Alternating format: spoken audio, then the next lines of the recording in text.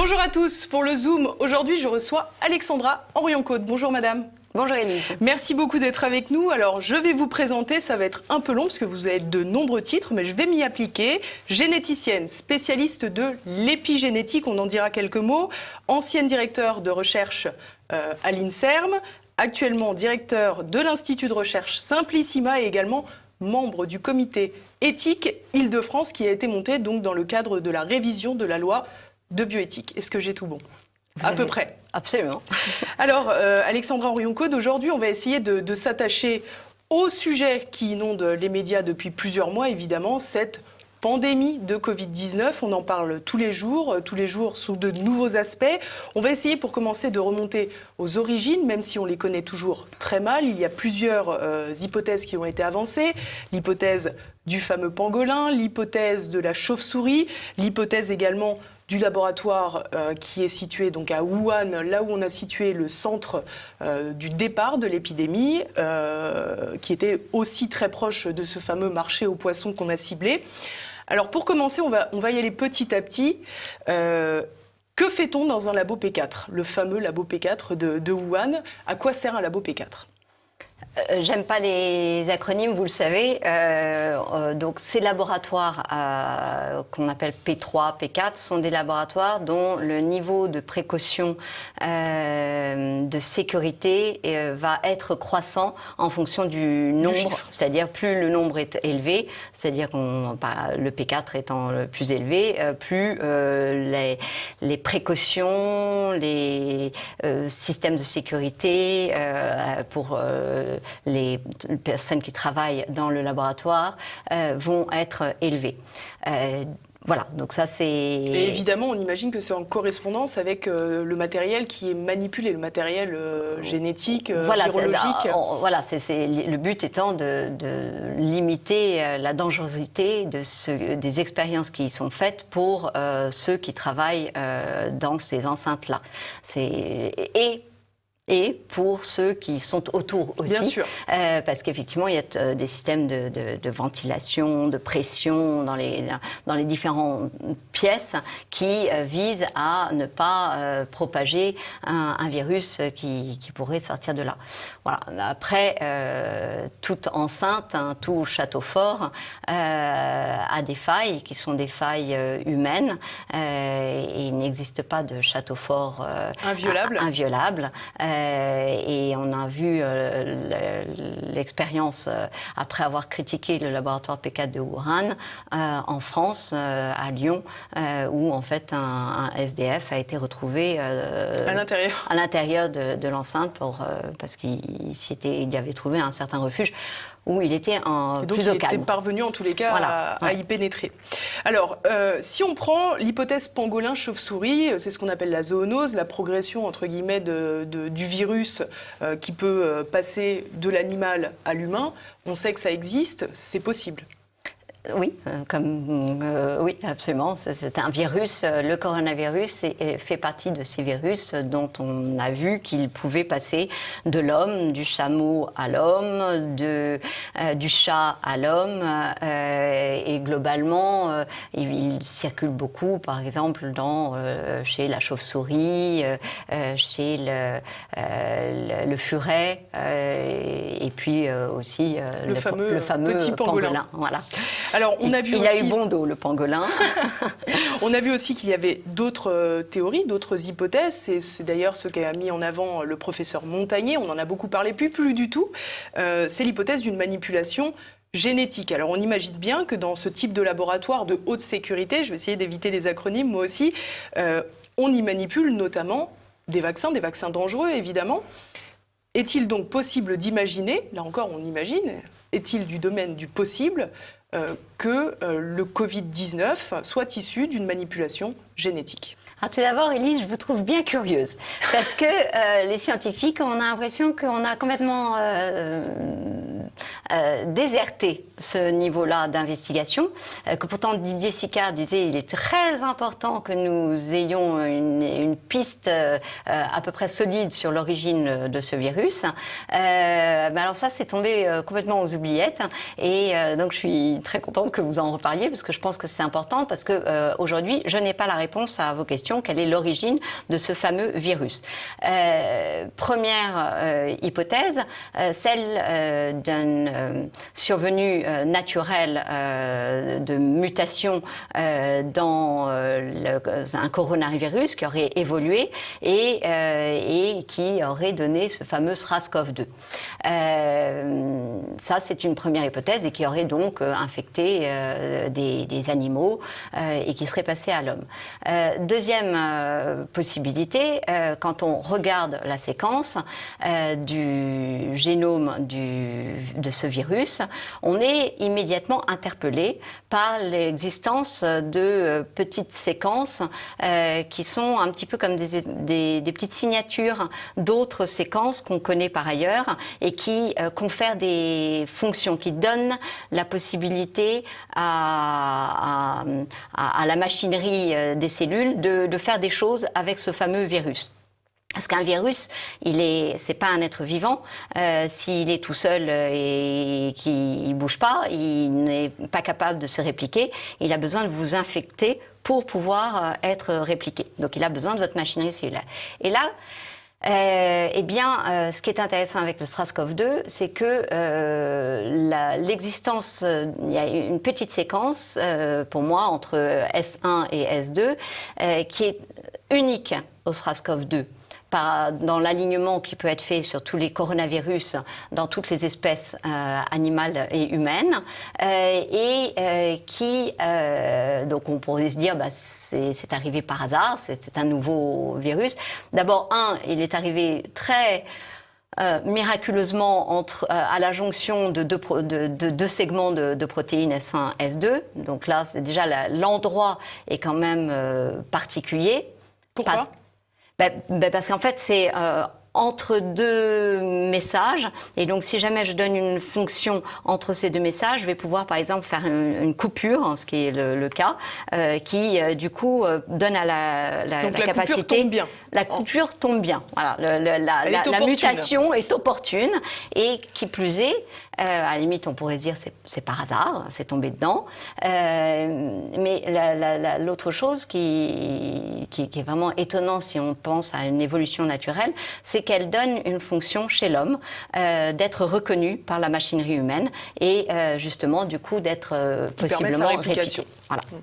Donc là, c'est vrai qu'on ne peut jamais exclure une évolution naturelle, mais véritablement, quand on regarde la séquence, ce qu'il y a de plus probable, c'est quand même un engineering, une manipulation que l'homme aurait fait pour créer des fonctions.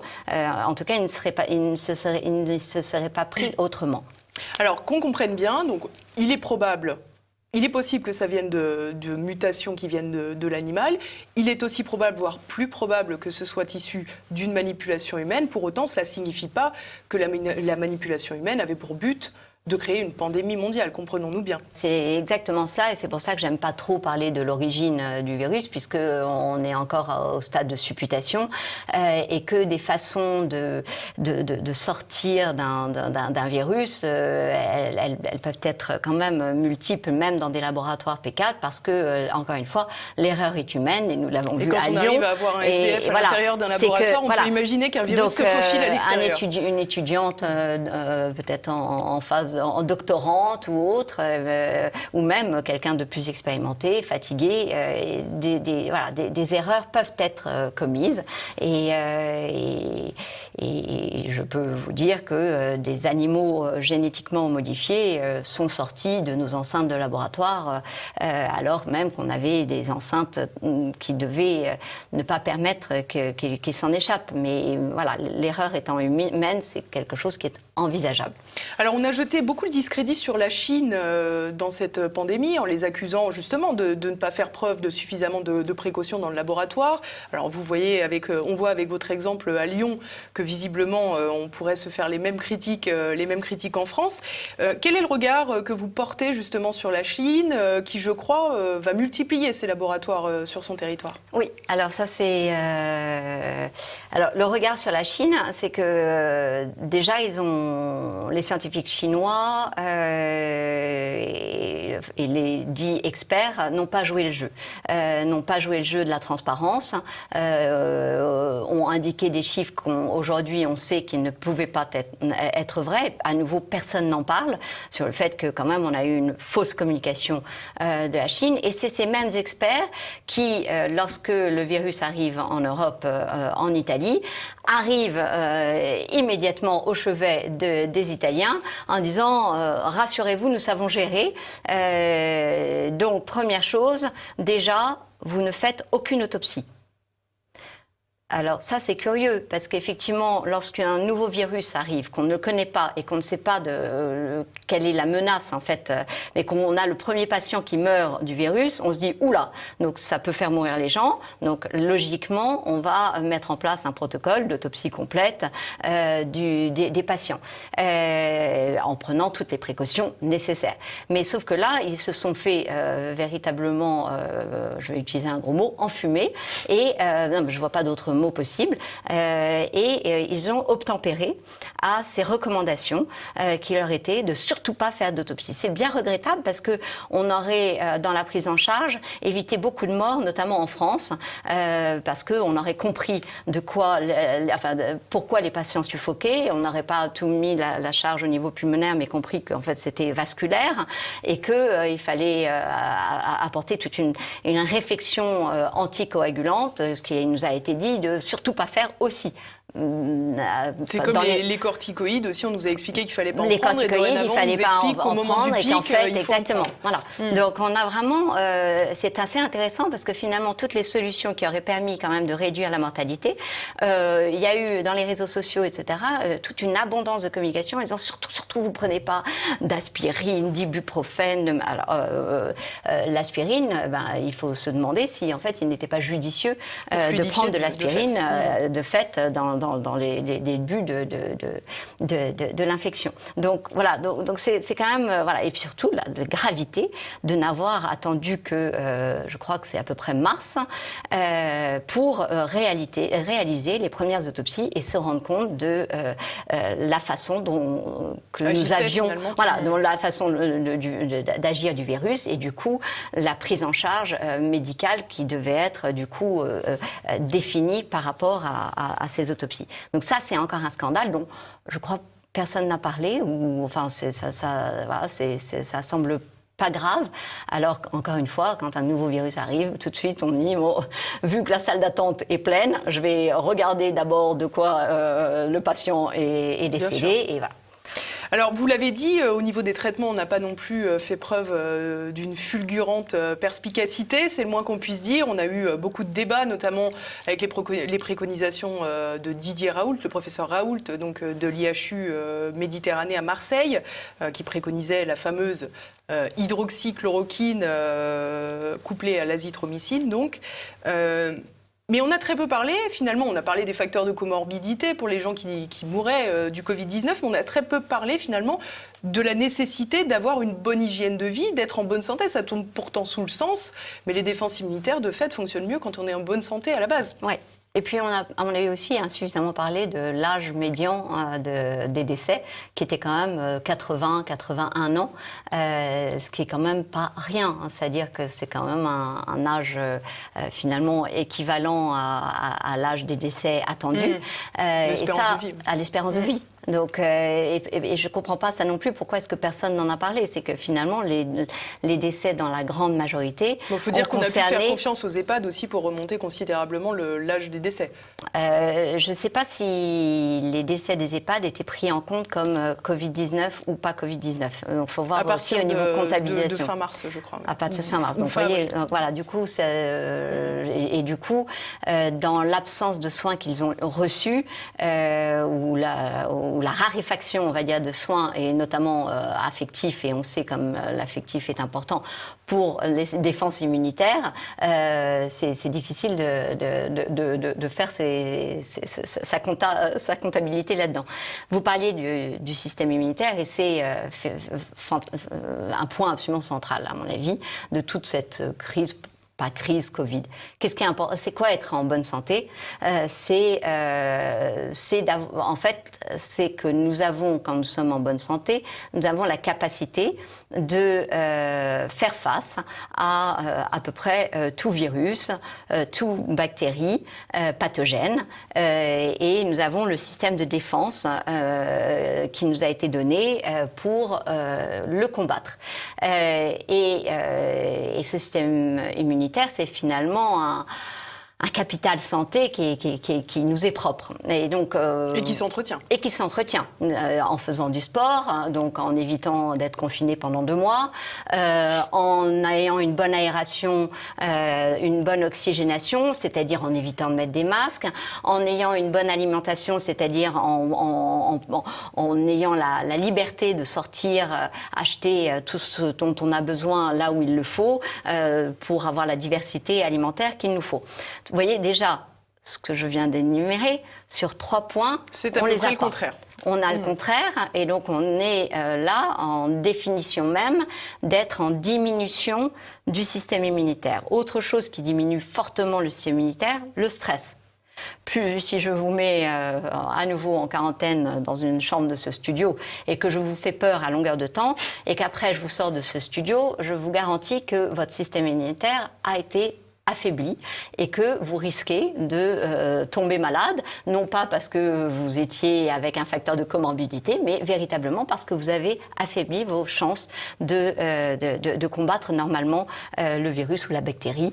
Et puis l'autre aspect, c'est que ces virus et bactéries peuvent venir de l'extérieur, mais ils viennent souvent aussi de nous-mêmes. C'est-à-dire qu'en fait, on crée des déséquilibres dans notre flore bactérienne ou virale qui font que, en fait, tout d'un coup, on va devenir malade.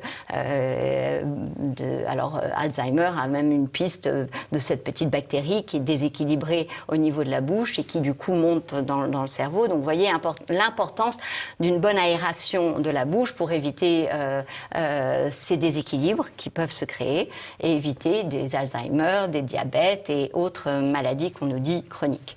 Alors, je comprends ce que vous m'expliquez, mais on a l'impression que tout cela, c'est dans le monde idéal, avant crise, que finalement, tout ça, c'est de la prévention, mais que quand on est un peu au pied du mur, il y a quand même des moyens de protection à mettre en place. Et je pense évidemment au masque. Si on n'est pas évidemment obligé de courir avec un masque comme on peut le voir parfois dans la rue. Ou de conduire avec un masque. Ou de conduire avec un masque quand on est tout seul dans sa voiture.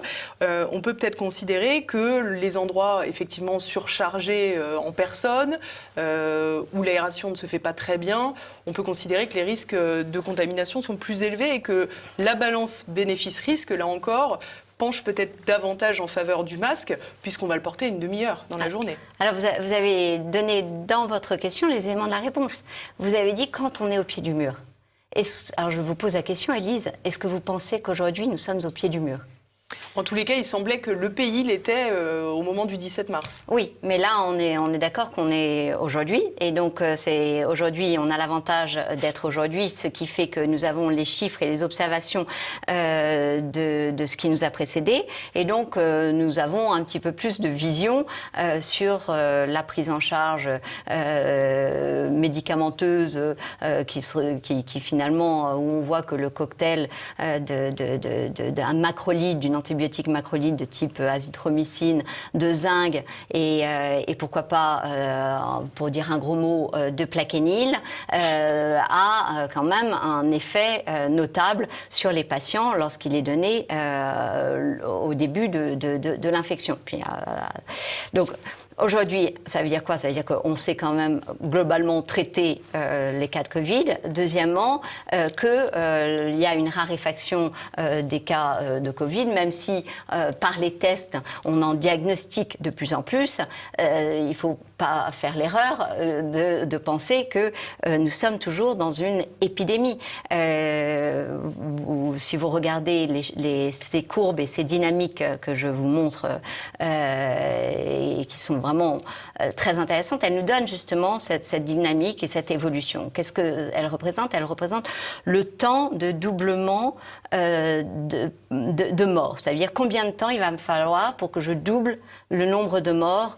Alors ça va être 5 jours, 4 jours, 5 jours, 6 jours, et c'est de plus en plus espacé. On s'aperçoit de quoi? Que vous voyez que tous les pays, la plupart des pays, en tout cas européens, ont l'épidémie a cessé. Donc vous voyez cette chute verticale nette qui montre que l'épidémie a cessé. Autre point intéressant, c'est que vous remarquez aussi que la pente est en train de diminuer. C'est-à-dire que dans les pays où le Covid sévit encore, comme l'Inde, le Brésil, eh bien, la pente est en train de diminuer. Ça veut dire qu'il faut de plus en plus de temps pour avoir un doublement des morts. Ça veut dire que le virus est en train, au niveau mondial, de perdre aussi en force. Donc dans nos pays, il n'y a plus. Dans certains pays, il y a encore, mais visiblement, on n'est plus sur les mêmes épisodes que précédemment, et en mort confirmée. Alors, est-ce que c'est parce que le virus perd en force, ou est-ce que c'est parce que nous savons traiter le Covid? Je n'ai pas la réponse à cette question. Ou est-ce qu'il a cette fameuse saisonnalité? Où est-ce qu'il a cette fameuse... alors, saisonnalité, je n'ai pas vu. C'est peut-être pas le mot adéquat. Voilà, pour moi, saisonnalité, je l'ai entendu dans les médias. Je me suis dit, mais d'où est-ce que ça sort? Parce que ce qui a été montré, c'est depuis le début, par des différents articles et différentes méthodologies, donc c'est de façon intéressante, pour une fois consensuelle, c'est qu'il y avait un effet de la température sur la phase le début de l'infection du virus dans une population. Autrement dit, on a là une explication au fait que dans l'hémisphère sud, globalement, alors qu'on était en plein été, finalement, quand l'infection est arrivée, donc avec des températures très élevées, eh bien, le virus a occasionné beaucoup moins de morts. Et ce n'est pas le système hospitalier, ce n'est pas... mais c'est véritablement l'effet température dont l'Australie, la Nouvelle-Zélande, certains pays les îles Maurice, la Réunion, ont bénéficié. Après, à Mayotte, il s'est passé quelque chose d'intéressant. Ils ont confiné. Alors ça, c'est très intéressant parce que du coup, ça a créé beaucoup plus de morts qu'il n'y aurait dû en avoir. Pourquoi? Parce que lorsque vous êtes confiné sous une tôle ondulée dans une case et que vous n'avez plus le droit de sortir, bien effectivement, là, vous diminuez fortement vos résistances et votre... Confiné en sauna, oui. Oui, confiné en sauna, ça n'a jamais été bon. Donc c'est un mode de vie où on est habitué à sortir. Ça m'amène à quoi? Ça m'amène au fait que sur cette gestion de crise, je ne comprends pas d'abord pourquoi on en fait autant alors qu'on peut raisonnablement se mettre à douter du mot même de pandémie quand on voit que finalement au niveau mondial, à mois équivalent sur les autres années, nous n'avons pas assisté à la surmortalité qui est attendue par une pandémie. Nous sommes aujourd'hui à 650 000 morts dans le monde, si j'en crois les chiffres. On peut penser aussi que le confinement qui a été pratiqué assez généralement a évité d'autres morts. Je pense ça, pour le coup, aux accidents de la route, basiquement, etc. Oui, ça, vous avez raison. Vous avez raison que pendant longtemps, mais je pense aussi qu'il y a eu une surmortalité pour le coup, et ça on le sait. Pour les chroniques, les maladies chroniques. Maladies vasculaires, beaucoup d'arrêts cardiaques, parce que justement, ou de cancer, parce qu'il n'osait plus se faire traiter, il n'osait plus aller à l'hôpital. Donc on a des effets, on en a dans tous les sens qui, à mon avis, se neutralisent les uns les autres. C'est-à-dire que oui, c'est éminemment complexe, mais en tout cas, on s'en fiche. L'idée, c'est de regarder, at the end of the day, à la fin de la journée, est-ce qu'on a eu une surmortalité ou pas? Elle n'est pas notable. Donc voilà. C'est pas la grippe espagnole, en tout cas, pour le moment. Mais c'est pas pour le moment, parce qu'en fait, je vous arrête, pardonnez-moi, mais c'est pas pour le moment, parce que vous voyez bien ces courbes que je vous ai montrées, c'est plus pour le moment. On arrête. Alors quand on est en train de nous dire il y a des scientifiques qui disent qu'il va y avoir une deuxième vague. Alors moi j'aimerais bien les confronter sur ce plateau ou sur n'importe quel autre plateau, ces scientifiques, parce qu'une deuxième vague qui suit une première vague d'une épidémie qui a la forme d'une cloche. Et qui fait une deuxième cloche dans la foulée, personnellement, je n'en ai pas rencontré. J'ai cherché, je n'en connais pas. Je ne dis pas que ça ne peut pas exister, mais vraiment, j'ai cherché beaucoup. Donc, en fait, ce qui existe en revanche, c'est qu'à des temps espacés, il puisse arriver d'avoir une autre petite courbe. Et en général, ces courbes-là sont des courbes bien moins importantes que précédemment et beaucoup plus limitées en géographie que les premières courbes. Donc, il faut arrêter avec cette idée de deuxième vague. Et donc, ce qui veut dire que quelle est l'indication, face à tout ce que je vous ai dit, de mettre un masque à une population qui a déjà eu son système immunitaire affaibli pour les raisons que je vous ai citées, notamment de ne pas finalement rencontrer d'autres personnes, donc finalement d'avoir cette espèce d'échange permanent qu'on a de nos bactéries, de nos virus, etc., qui est un flux naturel, qui est un flux même vital. On le voit chez le petit enfant qui, dès sa naissance, par les voies basses, il va se prendre une explosion, une bombe littérale. Bactériologique. Il a une attaque bactériologique. Et après ça, il a d'autres attaques bactériologiques. Si en plus il est mis au sein ou même avec les biberons, on essaye de stériliser, etc. Mais enfin, il a plein d'attaques bactériologiques. Et comme si c'était pas assez, de toute façon, dès qu'il va pouvoir avoir manger de la terre, il va manger de la terre, manger les clés, pardonnez-moi, et etc., etc. Donc en fait, il va porter à la bouche tout un tas de... C'est pas parce qu'il a des tics, c'est pas parce que c'est un grand malade de l'oralité, parce qu'il les tête pas, vos clés, votre trousseau de clés, il le suce.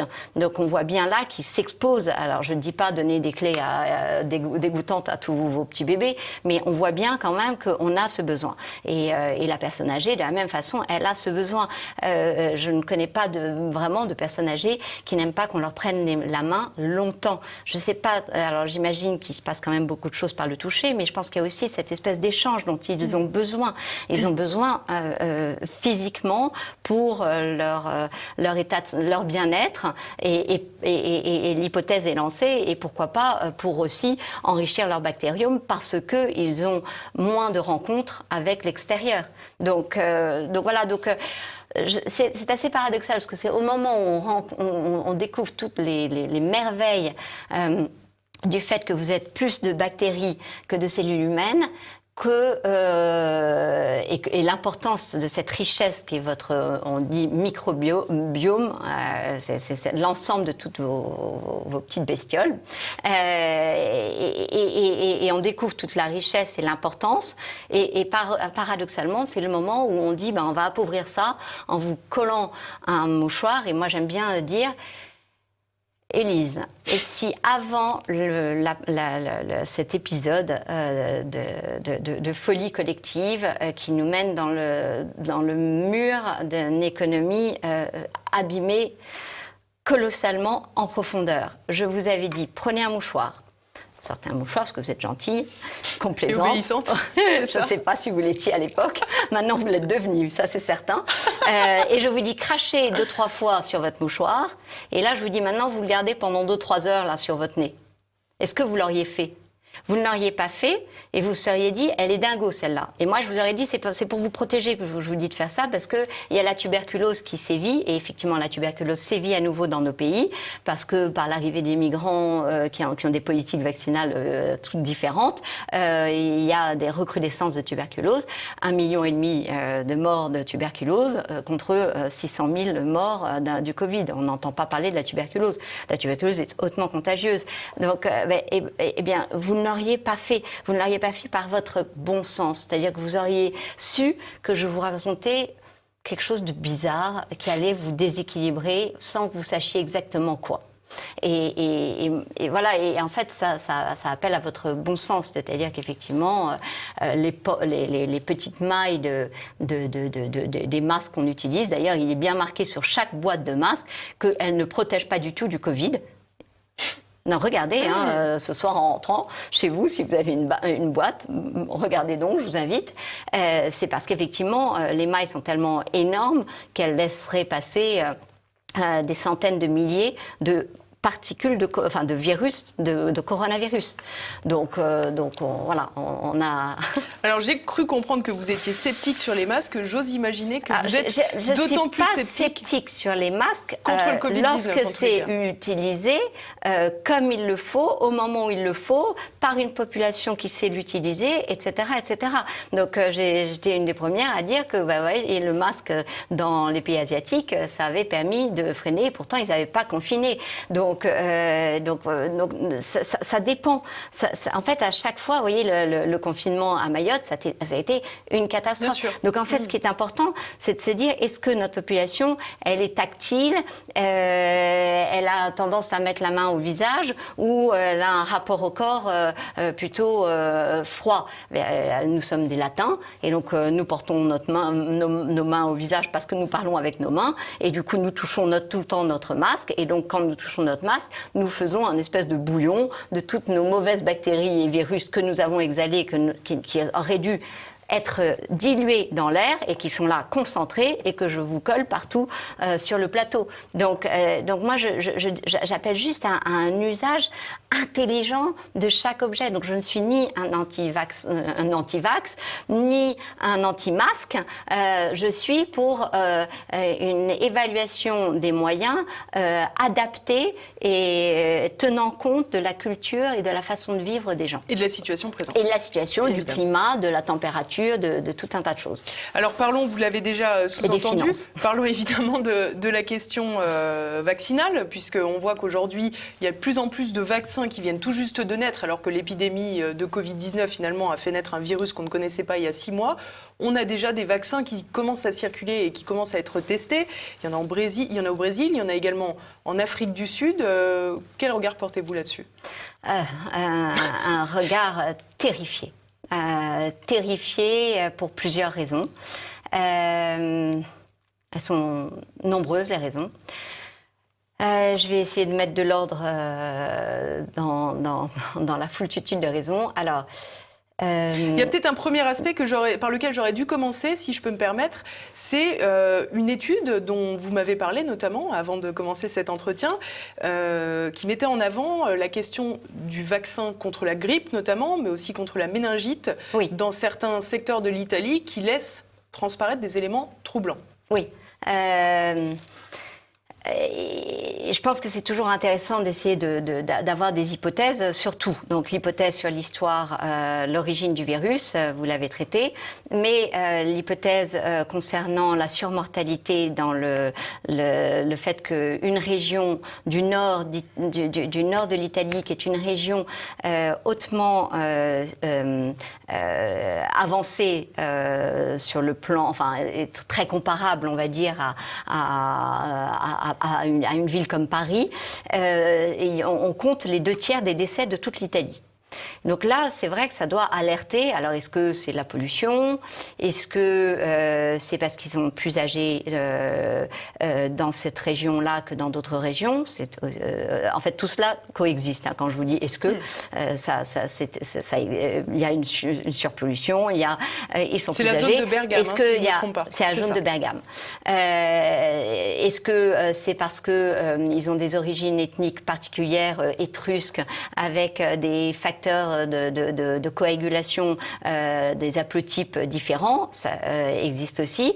Est-ce que il y a un lien lorsqu'on a, en fait, ce qui m'a mis la puce à l'oreille, c'est quand on a parlé du lorage cytokinique.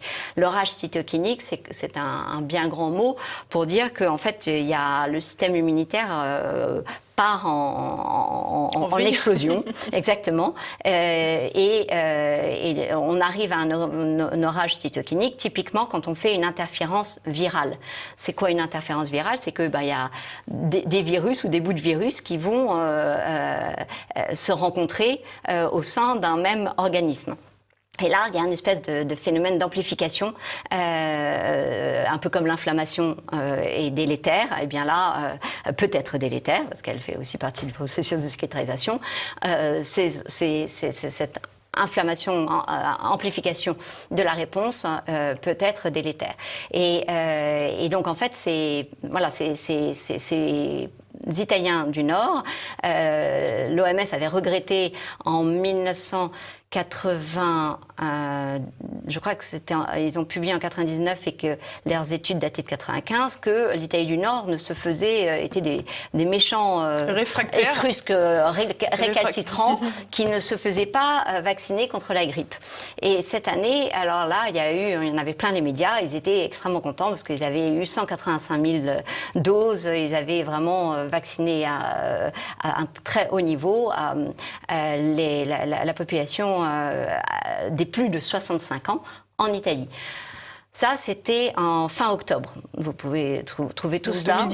2019. Et puis, en janvier 2020, là, on leur dit, oh là là, il y a des cas de méningite qui arrivent. Donc, bam, à nouveau, vous vous faites vacciner contre la méningite. Et là, finalement, simultanément, puisque d'après le docteur, alors je ne me souviens plus de son nom, le docteur Remuzzi, qui est co-auteur quand même d'un récent article dans Lancet, lui dit que le virus on pourrait parler déjà... d'Ancet aussi, du coup, maintenant. Le virus sévissait déjà depuis octobre 2019, vu les spécificités de la pneumonie clinique qu'il a pu analyser. Eh bien, donc vous voyez un petit peu cette population âgée qui se retrouve dans un contexte idéal d'interférence virale. Et là, plus forte raison que personne n'a jamais nié finalement que quand on administre un vaccin, il fallait le faire sur un organisme sain. En bonne santé, exactement, même si on a tendance à l'oublier. Ou de la même façon, lorsque vous avez été vacciné, il est important que vous ne rencontriez pas un virus dans la foulée parce que vous avez ce même phénomène qui peut survenir. Et il y a cette étude donc, dont vous parlez, qui est effectivement très intéressante, de l'armée américaine, qui a repris plusieurs milliers de patients non vaccinés et vaccinés, et qui a regardé finalement la survenue d'infections respiratoires autres que la grippe. Moralité, lorsqu'on regarde ces études, on doit au minimum discuter sans plus attendre de l'indication qu'il y a à vacciner notre population âgée cette année, où on sait que le Covid circule encore, même si l'épidémie dans son cycle est terminé, le virus circule encore, parce que sinon on a une chance, d'après ces études, d'augmenter 1,5 fois à 2 fois la possibilité d'avoir certaines infections respiratoires, et notamment véhiculées par le coronavirus. Donc, vous voyez, ça fait partie de ces choses que j'aimerais voir discuter. Parce que, évidemment, personne n'a la solution, ni moi, ni personne. Mais au minimum, on doit en discuter pour rapporter peut-être des éléments de la littérature que les uns ou les autres, auxquels les uns et les autres sont confrontés. Donc, cette année, effectivement, il est important de questionner, après le vaccin contre le Covid même. Vous le voyez bien, c'est une aberration que de développer dans une urgence absolue un vaccin contre un virus en moins de 6 mois, parce qu'en vérité, on est sur du moins de 6 mois, sans être certain de ne connaître aucun des effets secondaires potentiels assortis à ce vaccin. Est-ce qu'il y a la possibilité qu'il y ait des effets secondaires à un vaccin ? La réponse est oui, il y en a toujours. C'est d'ailleurs pour ça que vous avez une réponse vaccinale, immunitaire. Il y en a toujours. Donc, il ne faut pas dire que c'est neutre sur un organisme. C'est pas le but, d'ailleurs. C'est pas le but. Et d'ailleurs, ça ne le fait pas. D'ailleurs, certaines fois, vous avez de la fièvre. Certaines fois, vous allez avoir des nausées, des vomissements, des crises d'épilepsie. Différents aspects que l'OMS décrit formidablement dans toutes ses mises en garde sur les vaccins. Et donc là, développer dans une urgence urgence absolue, vous vous vaccinez sans connaître les effets. Donc, qu'est-ce que vous dites? Vous dites, on va tester sur des populations qui veulent bien se faire vacciner. Qui va lever le doigt en disant, moi, s'il vous plaît, moi, s'il vous plaît? Pas moi. Pas vous. Et a priori, pas beaucoup de pays. Et donc, l'horreur fait que on a choisi arbitrairement l'Afrique du Sud pour mettre en place une vaccination de force dans des centres tenus secrets. Et donc, il y a des mouvements d'étudiants qui s'insurgent, mais qui sont évidemment réprimés, pour dire, mais pour dénoncer le fait qu'ils sont véritablement utilisés comme des cobayes. Et il n'y a pas d'autre façon de traiter l'affaire, puisque, effectivement, on ne connaît pas l'historique sur ce vaccin. Alors, l'habillage est de dire, on va sauver, justement, pour une fois, on va leur donner accès en priorité à la science occidentale. Alors là, c'est d'une hypocrisie qui me fait vomir, pardonnez-moi, mais c'est épouvantable. C'est d'un cynisme mercantile effroyable, et je retiens mes mots, parce qu'effectivement, voilà, je me sens un de ces Sud-Africains à qui j'ai rien demandé et on est en train de me faire ça. Qu'est-ce qui se passe en Afrique du Sud? La courbe, elle est effectivement, l'épidémie sévit là-bas, mais elle est assez plate, c'est-à-dire elle laisse à penser qu'on va redescendre très logiquement, très naturellement, comme dans 100% des pays où il y a eu le Covid-19. Il n'existe pas de pays où on est continué l'épidémie est continuée à flamber bien longtemps. À chaque fois, il y a cette même courbe qui... Donc voilà, vous voyez, ça c'est un premier niveau de danger. Le deuxième, comme le Covid a sévi d'une façon aussi à circuler chez les patients sans créer véritablement de symptômes, c'est-à-dire ce fameux asymptomatique, ce qui veut dire que globalement j'ai pas trop l'air malade, eh bien pas de souci, vous pouvez me tousser dessus. Non, je me permettrai pas. Mais j'ai pas le Covid. Enfin, je crois pas. Mais, par rapport à la fameuse, je suis en bonne santé. Non, mais voilà. On va faire des soirées pyjama tous. Exactement, pyjama party.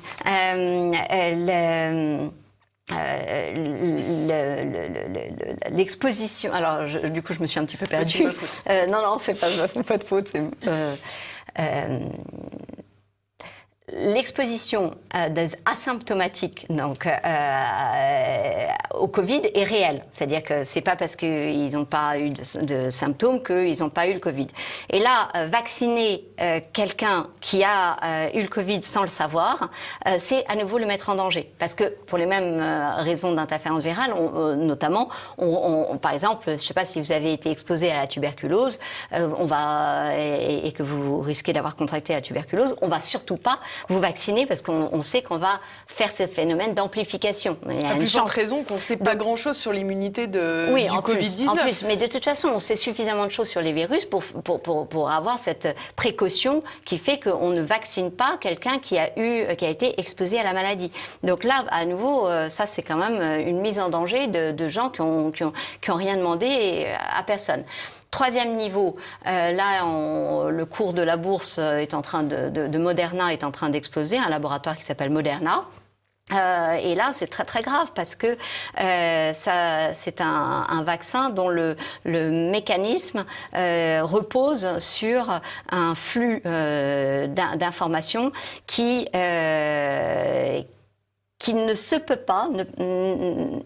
peut pas ne pas avoir des effets